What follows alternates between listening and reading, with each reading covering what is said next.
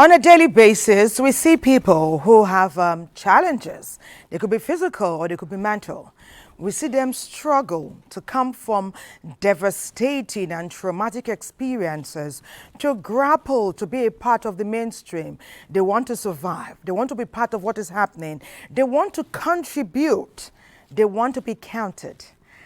Oftentimes we describe them as very brave people. Sometimes we say they are heroes.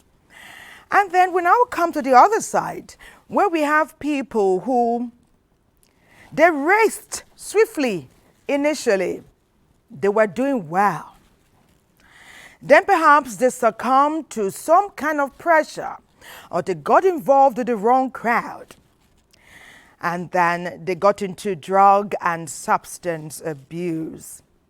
And then we see how a life that was on the straight and narrow, that was geared for excellent happenings, a life that was an inspiration to many, that was motivating people, just gets cut short.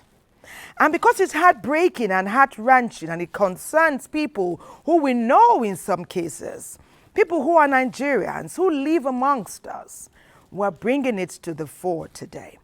You remember some time back, we talked about the total child and the place of nurturing. We spoke expansively. We had contributions, and everyone was on the same page, but coming from different directions, basically. And the agreement at the end of the day was that all hands must be on deck. That's why we're very interested in having your contribution and having you share your experiences today on our program, Weekend Deal, as we talk about drug and substance abuse treatment and total and complete rehabilitation. My name is Thelma Obaza. In due course, we'll set the tone with our packages and chats with experts on this matter. Weekend Deal. You're watching Weekend Deal. Our program is interactive. When you show up and share your experiences, you enrich our conversation and you throw more light on what we're discussing, especially this weekend when the focus is on drugs, treatment, and complete and total rehabilitation. Francis sets the tone with his background report.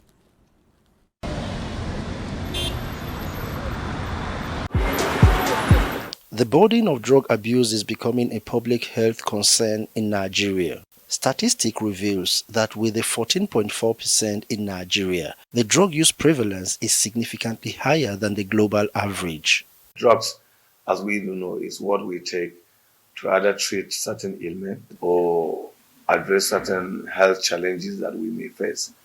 But it becomes an abuse when we take any substance with the purpose to intoxicate us or to put us in a state that we are no longer controlling our situation or what is happening around us. And sadly today, our young people do not just end with drugs, they even inhale toilets and certain other things just for the purpose of making them act abnormally, and they think it's all right, and it ends up causing them havoc.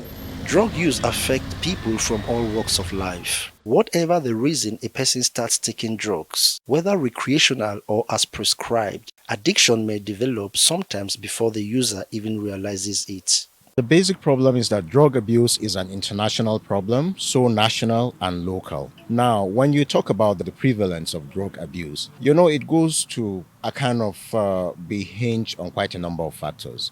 If you look at it, we cannot take same away from peer pressure. We cannot take same away from parental neglect. We cannot take same away from the economy of the country. There is so much broken homes around us. Sadly, when children grow up and do not have good home training, the chances is that they go or they are lured by their colleagues or peer group to go into taking certain things, thinking it's going to help them.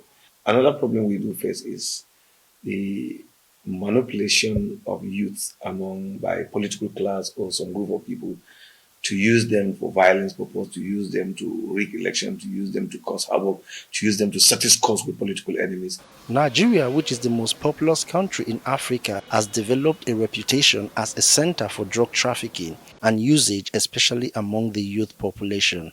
Schools can create clubs to help young children become model, become good example of living, and it helps to use those clubs to teach children the danger of drug abuse and all this. They can run periodic or timely or semester seminar on just issue of drug abuse, the danger, the havoc it is causing in the society. In the past, if you get admission into a school, you know the first week is mostly a week of orientation about dress code, about behavior, about the danger of drug abuse and so on. But now all people are anxious is, have you paid registration? Whenever a full-blown substance use is only difficult to stop using drugs without professional treatment. As a parent, if you are one who know your children, there are certain things you need to look out for. If a child becomes rather withdrawn, you have cause to question why that attitude. If a child all of a sudden gets rather very excited, you should also be able to ask what's going on.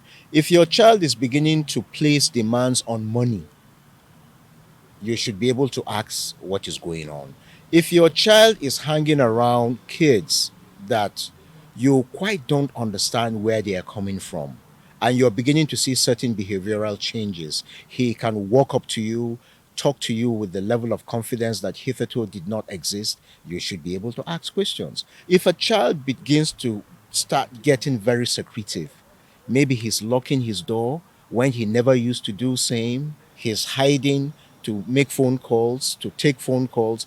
These are things that should be indicative of the fact that something might just be up. The rate at which women, young girls, married women have gone into drug abuse today is terrible across religion, across tribes.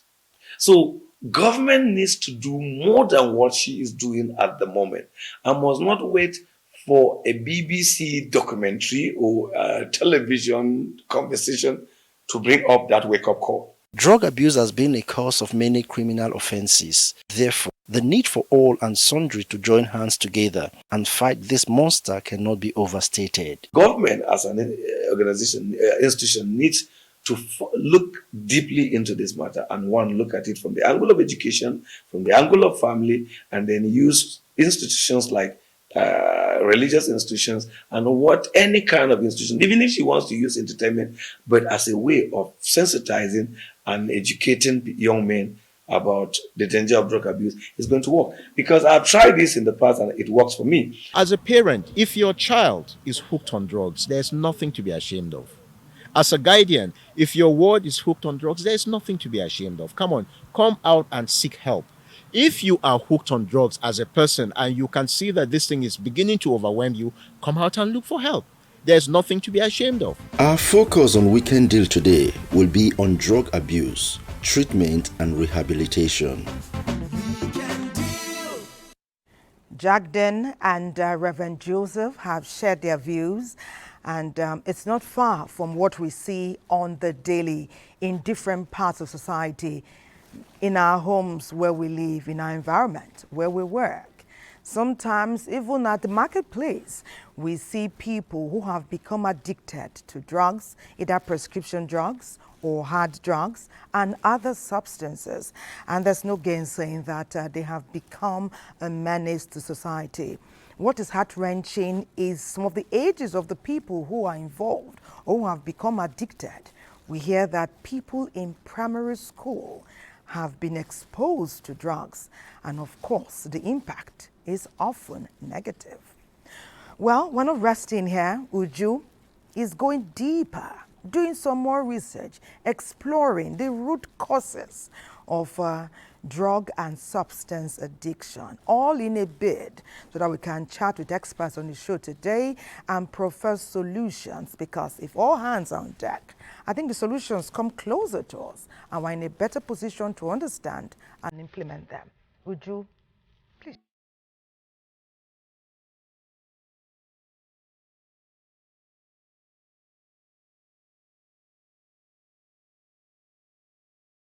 The things that have led people into drug abuse, there are a couple of them, like peer pressure. Peer pressure is very popular. A lot of youths have gone into drug abuse by virtue of peer pressures, being with their friends and wanting to belong.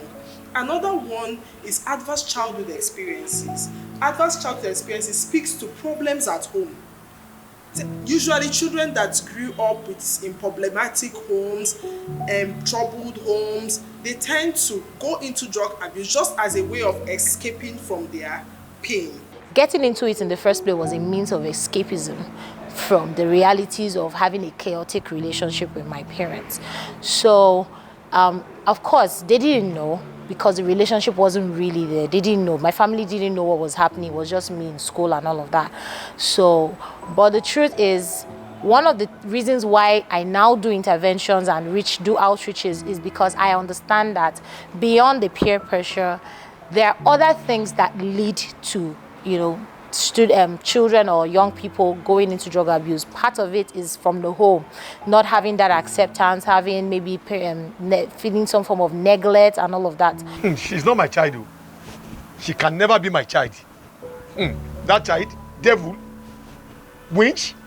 No. She's not my child. I can never take her. She should go and find another father somewhere else. I am saying my own. I wanted to be in. I wanted to be accepted. I wanted to be in a place where I could be myself, and I know that I am loved and I'm understood, which I didn't really get from the home at that time. So being there, it was like part of the rules of engagement for you to be part of it. This is what we do, just so we're sure that you're not judging us. You have to be part of it.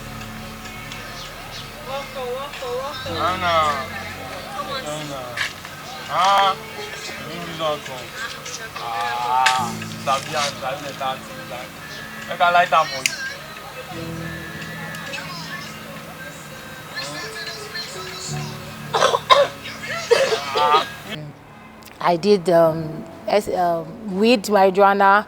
I did Refinol, tramadol. Abused quite a number of them, and then at one point it progressed to crack, and then from there I was looking forward to trying cocaine just for the fun of it, just to say, oh, I tried this, been there, done it all. And it put a siege on my life, and there were so many places I couldn't go to, so many people I couldn't come in contact with, because of course, they could sense it around you, so it kind of limited me and made me want to shy away from being around people, except there were people who were smoking with me, even in my personal relationships too, because everybody wants to marry the best, right? So you'd want to be with somebody who is good for you, and then the person who's also good may not want to be with this kind of person, and the person who's willing to accept me the way I am is probably someone who's indulging with me, and I didn't want that too. So I used to wonder what kind of mother I would be, because I never thought I'd be able to stop. Honestly, I would say that it's really a heart-wrenching situation, because when you have somebody you love, somebody close to you, somebody you believe so much in their dreams, and you see them struggling in this area, it's really not an easy thing to deal with. God, where is this coming from? Father, I rely on you. I've always handed these children over to you, and I know you have never failed. And I'm sure you will not fail me. I didn't grow up like this. I didn't treat my parents like this. Why are they doing this to me, God? I'd say for me, my intervention was more spiritual. Mine was more spiritual. Like, I had an honest conversation with myself. My parents started to notice that something, was wrong with me. Though I wasn't very close to them, people around me knew that things weren't okay. And, After a couple of experiences, I saw what it was doing to people around me. I saw what it was doing to me. I said, no, I can't continue like this. So a little bit of self-will, probably prayers from people around me, and then the right company, because I had to open up. One thing is to open up to people who can help them. They shouldn't hold back. I know there's stigma. Oh, how would I tell people this is what I'm going through? But that's the first step, you know, owning up, coming out, and recognizing some of the things that triggered them into going into that thing in the first place. Like I'd always say, a healthy self-esteem can withstand any form of peer pressure. You have to come face to face with your pain. In letting go of the substance you're taking, you are not only dropping the substance, you are going to face that thing you have been running away from. And honestly, in the bid to let go of it, I also discovered that I was able to embrace my fears, tackle them, and become a better person.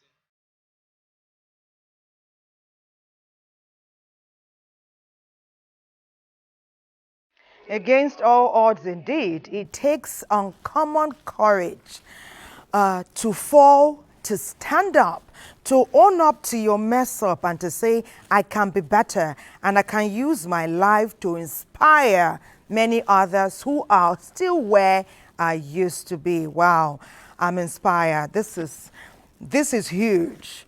Well, let's talk. Professor Ekundayo Choli. You are a lecturer, so you facilitate psychological improvement and information with many people, with guidance and counseling, especially on issues that border on drugs and substance addiction. Welcome. It's great to have you on Weekend Deal. Thank you very much. Thanks for having me. Wow. We just listened to two ladies, you know, they fell to the bottom, you know, and that bottom part, there's so much stigmatization, like you're cut out from real part of society. But in your own little world, you think you're enjoying life. And then to identify, I'm not where I ought to be, to stand, to come out and own up and say, I want to be better, then to get better, and then share your experience. It's like 4 major, huge levels that many are yet to begin to surmount. What do you find on a daily basis? People come to you? Definitely. They come to us, especially the youths. They come on daily basis, especially when it is time for exams. You see a lot of drug issues. And what is common? What is commonly found? The common thing is that peer pressure. Most times, their peers force them. But then one thing that is very important is that we expect that they should have the strong will to say no to this drug. And that begins from home. You cannot teach them the strong will in school as such, because you have just a few hours with them. Everything begins from the home. The parents should sit up. But when you find when youths come to you and say, hello ma, hello sir, this is my challenge, do you at once involve who ought to be their support system, their guardians and their parents? Definitely. We don't allow it to go. We take action immediately, because if you allow them go, they may not come back again. So you take an immediate action. Even if you are busy, leave whatsoever you are doing, except you are in the lecture room. Leave whatsoever you are doing and attend to them. It is when you attend to them that they feel that someone cares, because they've been looking for that person that cares. And you should give them that support. And when they see you giving them that support, they are rest assured that someone is ready to listen to them. Someone cares. Someone cares. So talking helps? Very well. They normally say a problem shared is a problem solved. Okay, half, or 1/4, or 1/10. A problem shared is half solved. It's still half, The equation is still right. Definitely. Okay, interesting.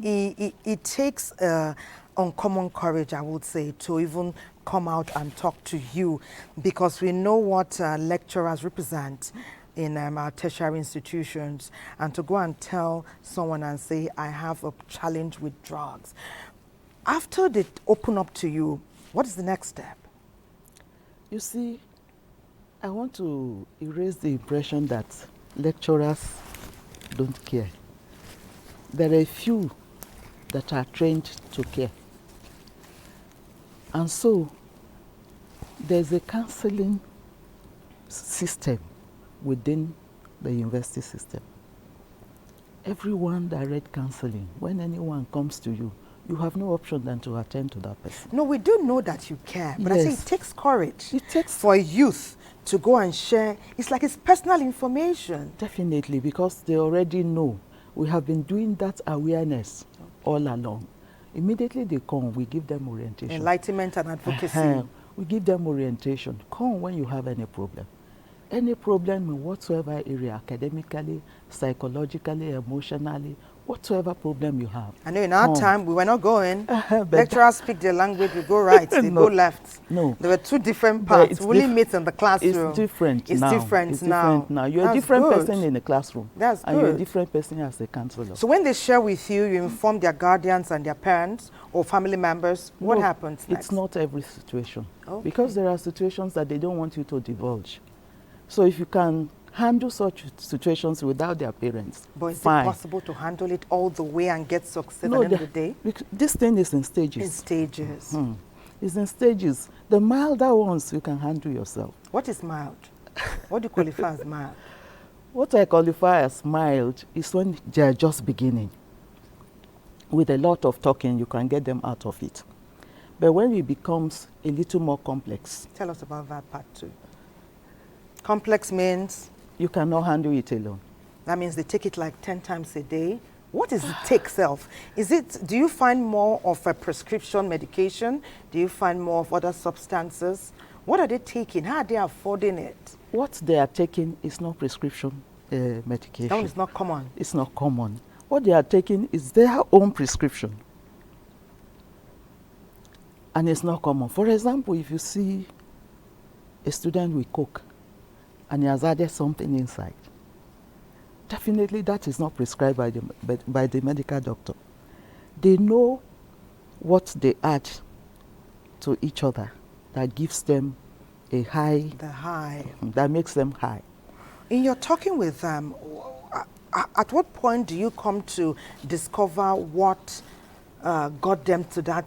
Why did they get involved? Why did they require that high? And that's the beginning point. When they come to you, you ask them, how did it happen? Because at the time someone comes to you, it means he's ready to open up. Yes. If you volunteer for counseling, it means you know you have a problem and you want someone to help you out of the problem. So when they come like that, they open up. They now know that they need help. At that time, then you'll be able to ask them questions and they will be able to respond. Like if you tell them, how did they begin? They will tell you how they got into it. And then that begins the counseling session. Definitely you must know the problem before you start trying to profile a solution to the problem. So when they come, you ask them various questions. That's the opening up. You ask them various questions. This thing may not end in one day. It's not a one-day thing. Obviously, how do you provide checks and balances? We know that in foreign countries, they even have groups. They have associations like AA, Alcoholics Anonymous. They meet. They meet like every week, sometimes more than once a week. Yes. And it becomes something they do for life, even when they have conquered or surmounted that challenge. How does it work here at home? The way it works here is normally they meet. You have them in groups. They meet, and some are just starting and they don't meet. Maybe they have only one person that is trying to lure them in. Yeah. Those ones are very easy to disentangle them from the others. Okay. But those who meet, it's very difficult to remove them from that group. Because not all of them have come to you to because seek not succor. all of them have come to you to seek succor. But anyone that comes, the first thing you try to do is to separate him from that group.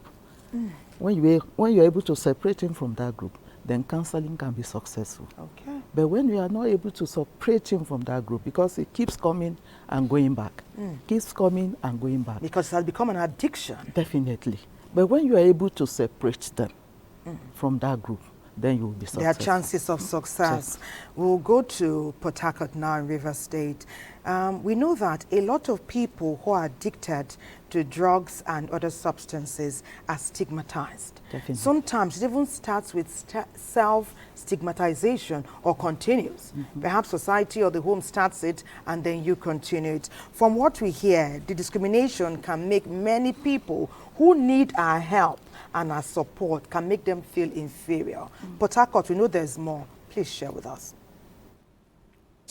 A user, abuser, and it was not really good to human consumption, and it makes me lose a lot of contact, good friends, and people that were supposed to make me better in life. In our society now, most of them doing these drugs are female. The influential part of it was the friends and environment I was into. Drugs and alcohol addiction can have a very serious adverse effect on an individual's life, family, and the society. Nobody will ever want to put trust on you in anything because they know drug people do sell their phones, sell anything that is close to them that they can use and get money and go back to take that drugs. So I had no good relationship with anybody then.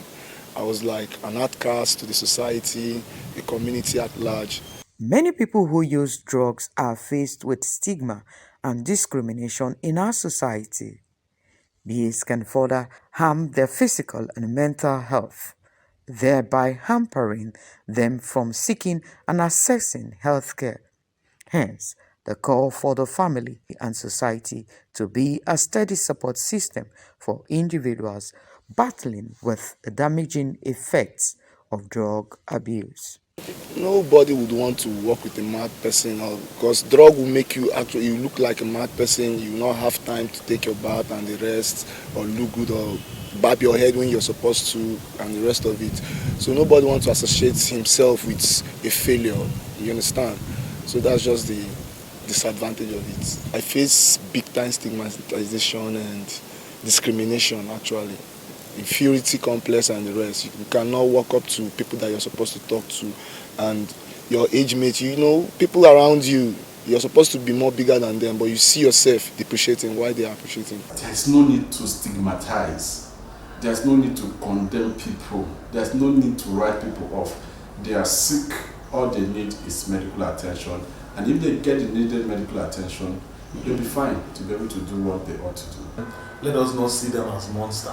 Let us bring them back, while at the same time kicking against those who are supplying these drugs. Those are the people that should be arrested.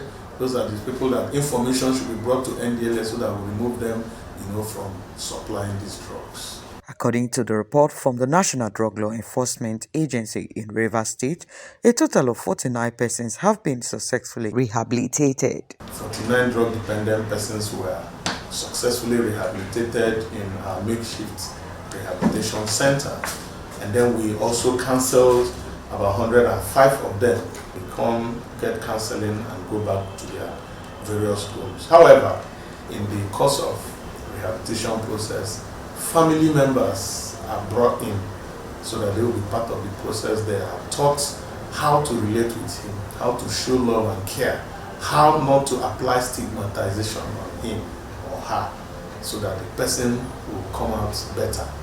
The place of sensitization and citizens' education of the major problems that illicit drugs represent for the society and how to improve the well-being and lifestyle of drug-dependent individuals cannot be overemphasized.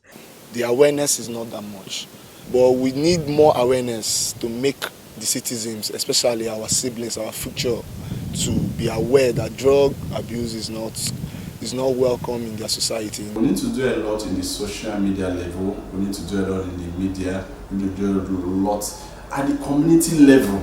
The traditional rulers needs to get involved. The schools needs to get involved.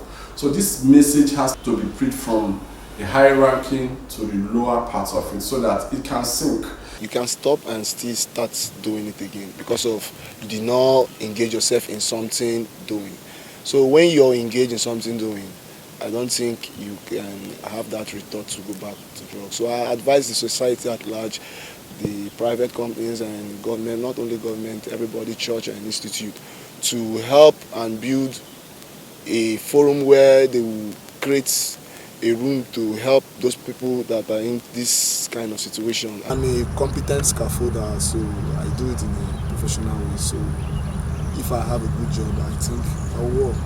So next time you see a drug abuser, don't turn your face in disgust. Help them to seek care. Let's join hands to build a drug-free future for our country, Nigeria.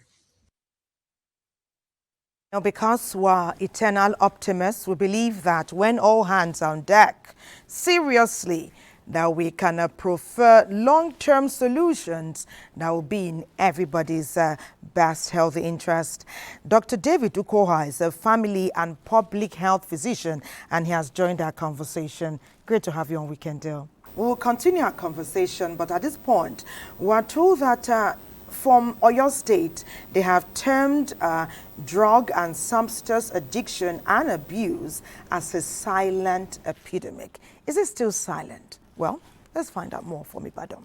Abuse is both a global health and social problem with distinct conditions and problems that varies. The abuse of drugs and other substances and associated crime have increased, giving rise in the number of youths imprisoned in recent years. The abuse of drugs, including addiction and trafficking, has a universal ramification that traverses socio-economic, religious, cultural, and ethnic boundaries. The hidden aspect of drug abuse, particularly the rise of prescription drugs misuse and the growing problem of hard drugs and substance abuse, calls for concern. Prescription drugs are mostly abused by youth, aside hard drugs, substance abuse, marijuana, and alcohol.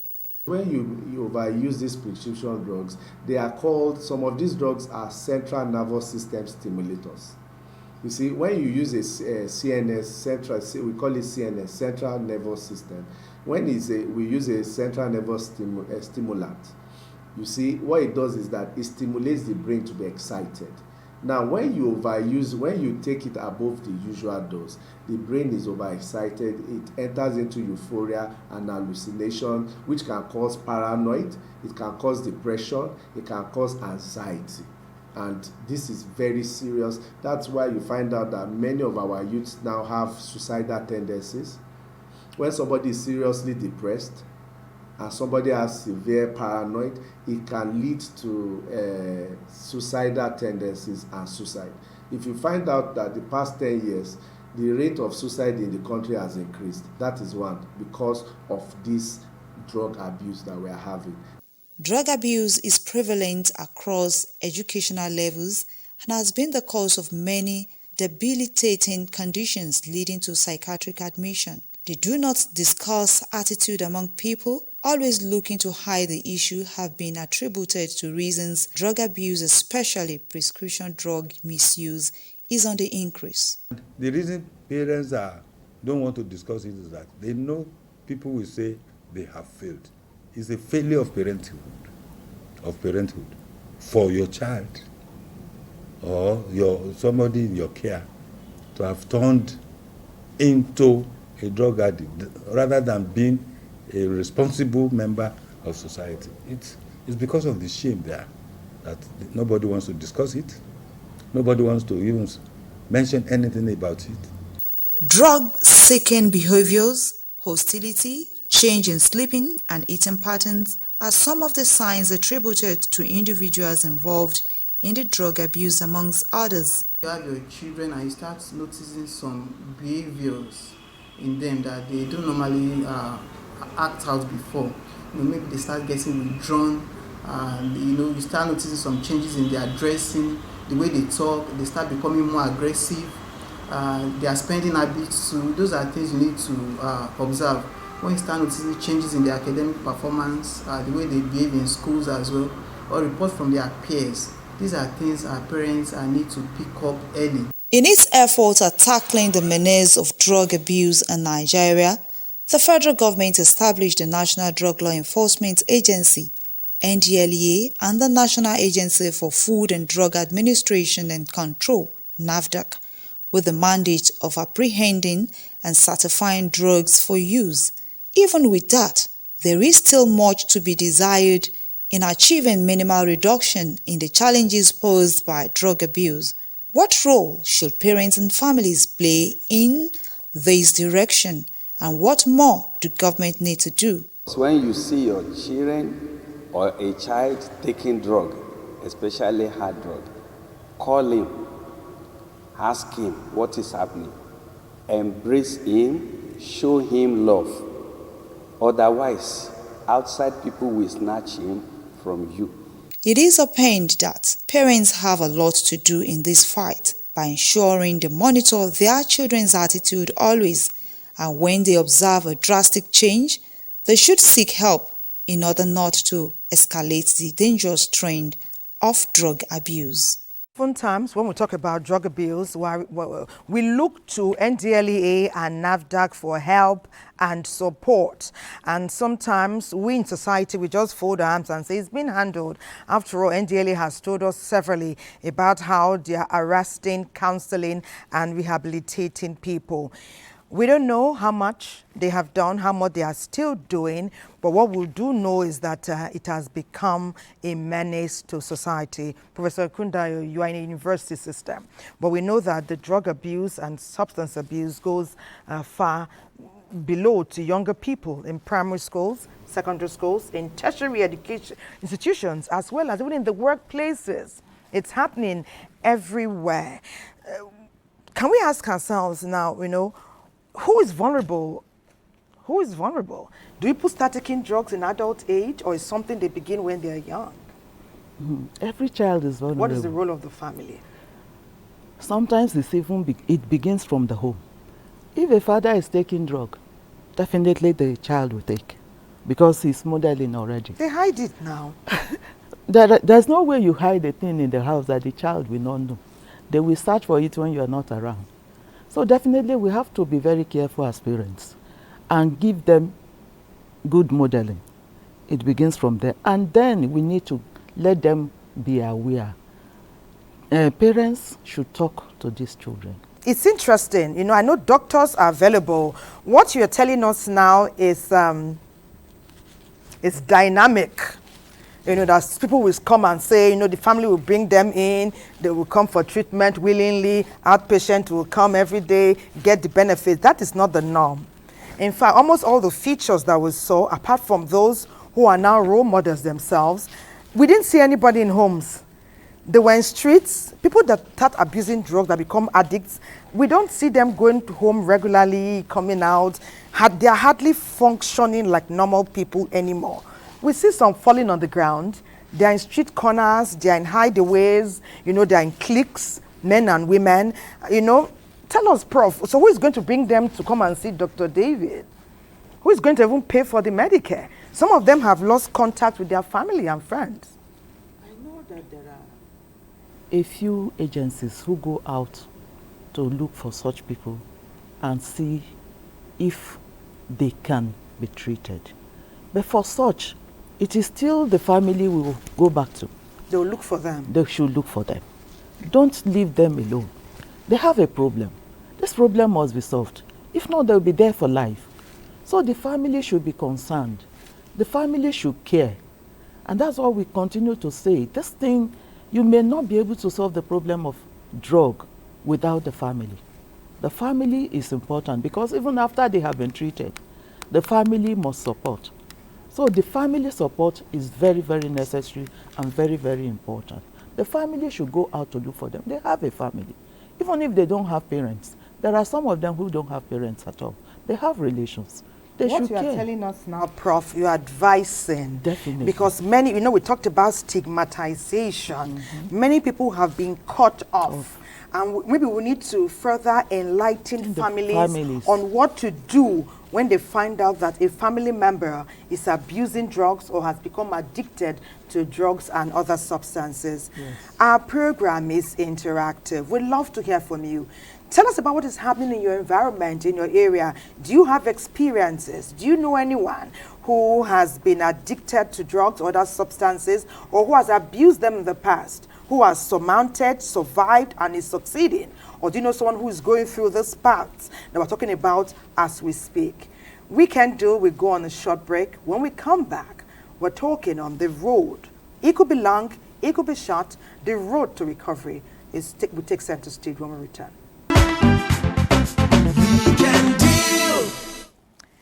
You're watching Weekend Deal. We're always glad to have you participate keenly with our program and to share your experiences and your views. Drug abuse and substance abuse. We're being told by Dr. Dave there's a difference between addiction and abuse. Everything is in stages. But what is important for us is that there's treatment, there's rehabilitation, there's hope, and there's succor. And that's when you are on this road, very critical road indeed, to recovery. Makadi has more.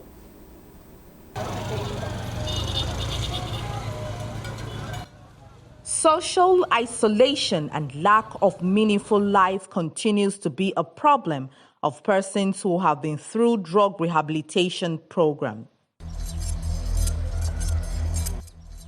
Social integration, reassurance of personal worth, reliable alliance are the integral components of social support that effectively integrates the individual back into the community.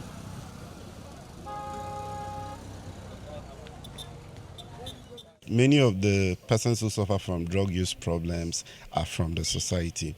Let's say, for instance, if a child goes to school and due to peer pressure, he or she succumbs to drug use and is rehabilitated.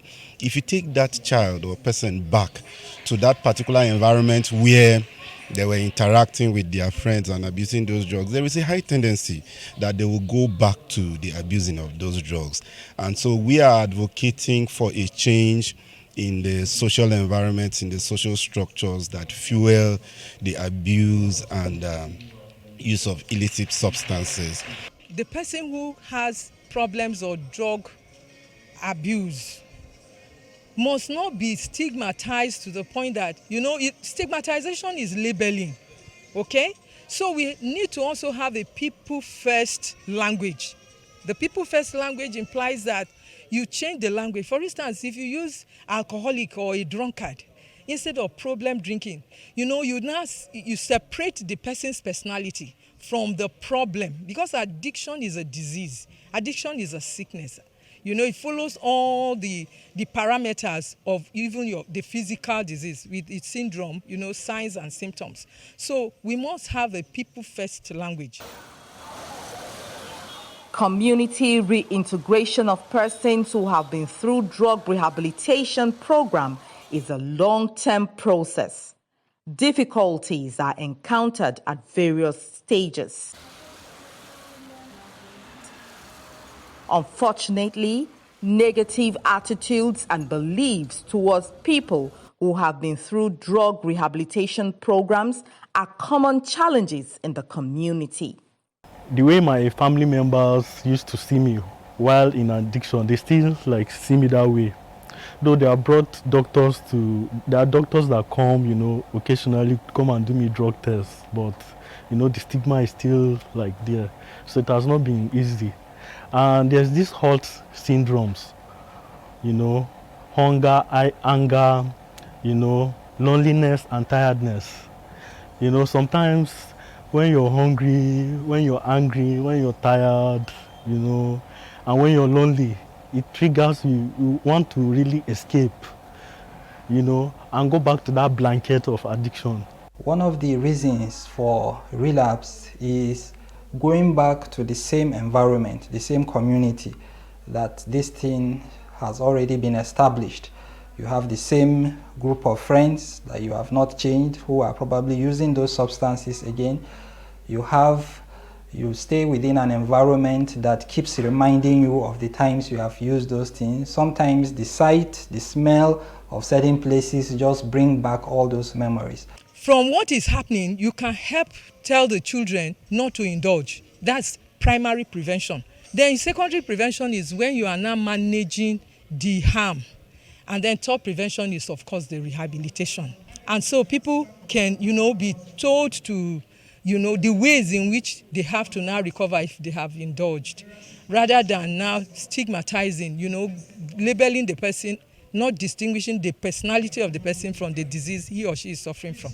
With no doubt, community reintegration of persons who have been through drug rehabilitation program is key, with sparks of hope being provided by members of family and community. Reintegration becomes easier and possible. But let's go to Kano. There's more.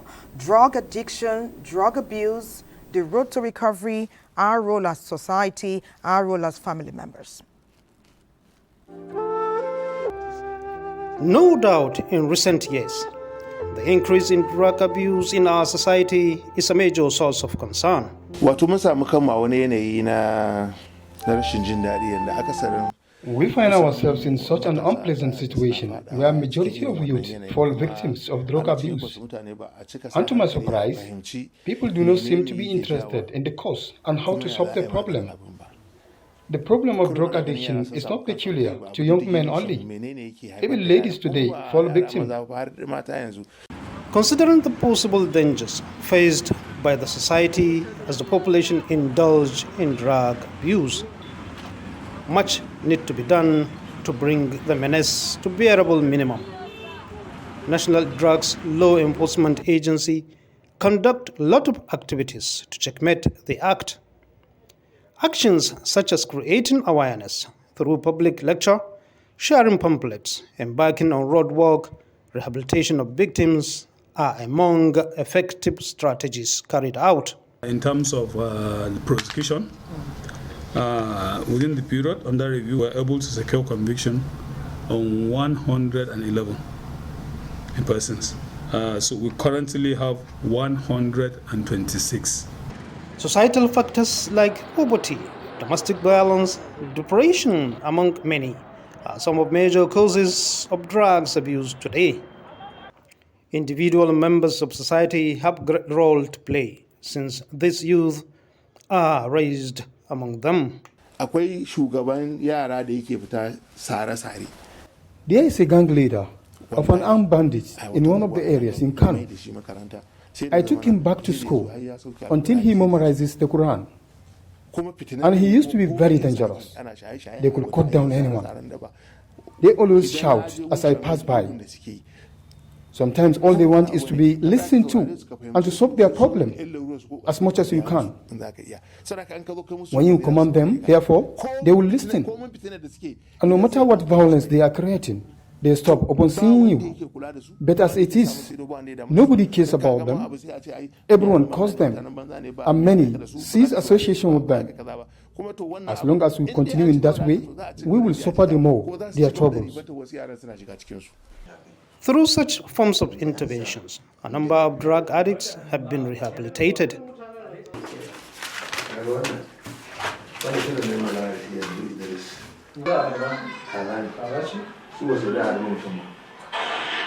Abubakar Haruna, a young man of an average age, and his friends, who were sometimes into hard drugs, now not only rehabilitated, but fully giving back to society. Indeed now, my life differs a lot from what it was. We have achieved greatly. I am now into 9 years wearing uniform. I was a cadet officer then. We created a lot of troubles. But because of the uniform, we are no more into that. Now, I am in so much love with the uniform to give my contribution to the society.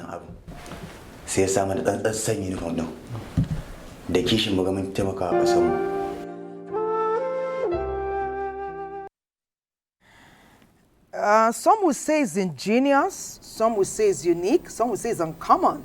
Using fruits to rehabilitate drug addicts, drug abuse. Dr. David, there's a man in Kano who gathers youths, uses fruits, gives them fruits. When they desire something, they use fruit types, textures, and colors. He works with them, and they say there's some level of success. Yes, that will come under what we call medication-assisted therapy. You are using something to replace what they crave for. If I crave for alcohol, that time I'm supposed to take that alcohol, you exchange with something else. That means you're doing medication-assisted treatment. You're doing a replacement. And it can work long term? Yeah, once the effect of what you've been taking is out of your system, all the effect will start reversing. Before I talk to Pro, let me ask you something. When I watch some movies, some films, I sometimes see people who have been addicted or abused substance or drugs say they can no longer be in the company of those people whom they used to enjoy that kind of life with. Either it was alcohol and all of that. In this case of these fruits now, perchance that young man goes out tomorrow or somewhere and comes across those people. Will he be able to surmount the urge, do you think? Yes, everything starts with your will. So willpower plays yes, your willpower. If you have determined that you want to get out of it, apart from the family support, you are the primary individual. One, you own up that you have a problem. After that, you make up your mind that you want to come out of that problem. Because if the person doesn't want to come out of the problem, there's little we can do. There's little you can do. That's the role of counselors. You have indeed. Counselors will come in to keep talking to that individual until he makes up his mind that he wants to come out of it. And that will make him to avoid that group. He needs to deliberately say, I'm not going near there. I don't want to do it again. While I'm still fighting. Absolutely. Perhaps at the point they'll get to where they are strong enough to see them, like you said, say a gentle hello. Prof, let's look at this. This life is a jungle. What I tell my daughter, what I tell my nieces and nephews, it's a jungle. As people, good comes, bad comes, mediocre comes, come. You two step in, but sometimes the stress levels is high. Anxiety comes in. Sometimes people now succumb to this, they now take drugs or other substances. So now we have identified, according to Dr. David, that prevention is often the best course to take. What do we tell young people now? We know the danger is there, we want to even tell them before it even comes, don't go there. They hear. Do they listen? What do we do to make them listen? These youths, the stage they are is a crisis period. You are pulling them here at home, telling them don't do it. The friend in the school is pulling them, do it. And then the pressure is mounting on them. And the thing is that they believe so well in their peers. The peers can really easily convince them to do it. They just tell you, just a small shot. And by the time you take the first shot, you're already in it because they keep supplying you. They keep supplying you. So like doctor said, the will must be there. And we must build the will into them from home. The church must build the will in them by what the pastor preaches in the church. Let them know that this thing is detrimental to their health. Let them know that it draws them back. Because a drug addict is always drawn back. You cannot meet your mate. You'll be looking at them ahead. You must seem to function well for a while, but in the long term, there'll be negative definitely. Let us know there's a negative consequence for taking drugs. So let them give that our young children will listen. When you tell some A, they'll tell you Z. Yeah, so they're smarter than us. So smart, so smart. We have a few messages here. Let me just take a few.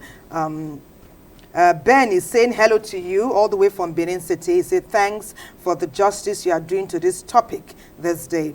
They say, can we also see incomplete prescribed medication as drug abuse? Can we see incomplete prescribed medication as drug abuse? I don't understand incomplete prescription. What does that mean, really? Doctor, any ideas? Incomplete means you don't complete the dosage?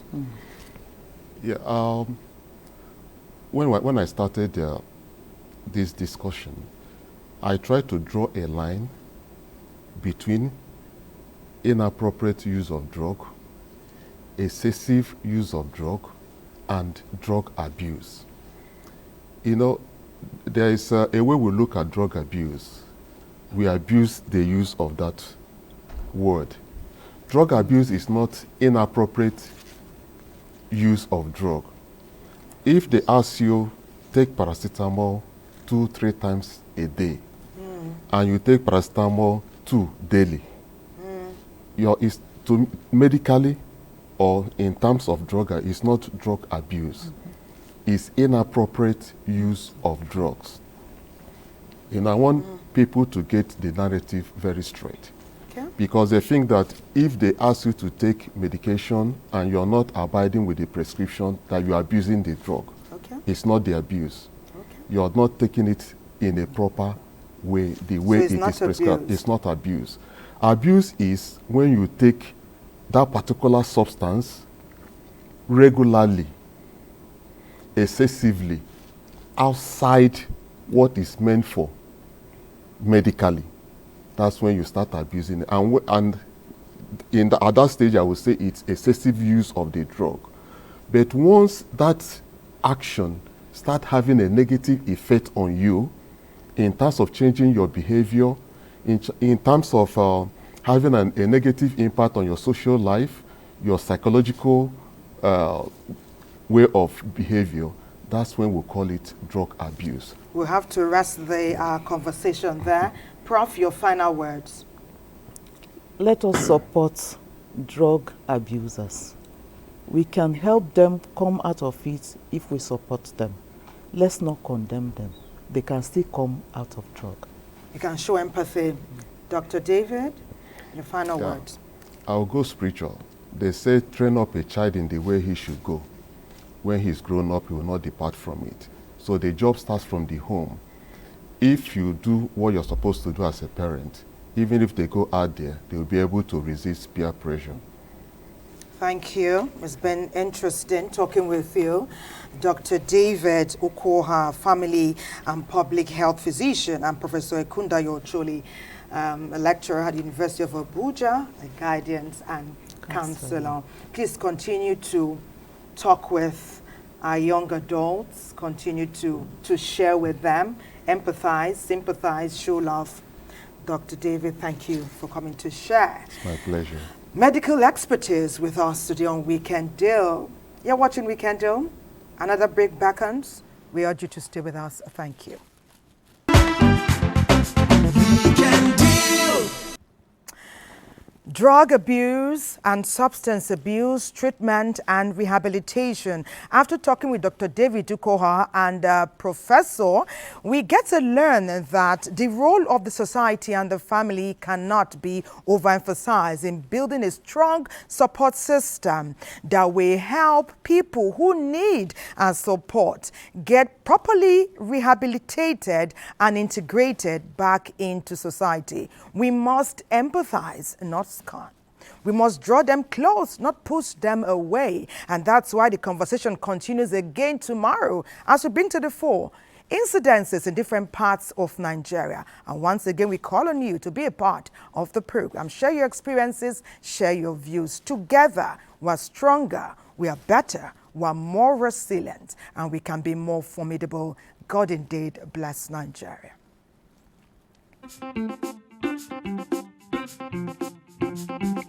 Thank you.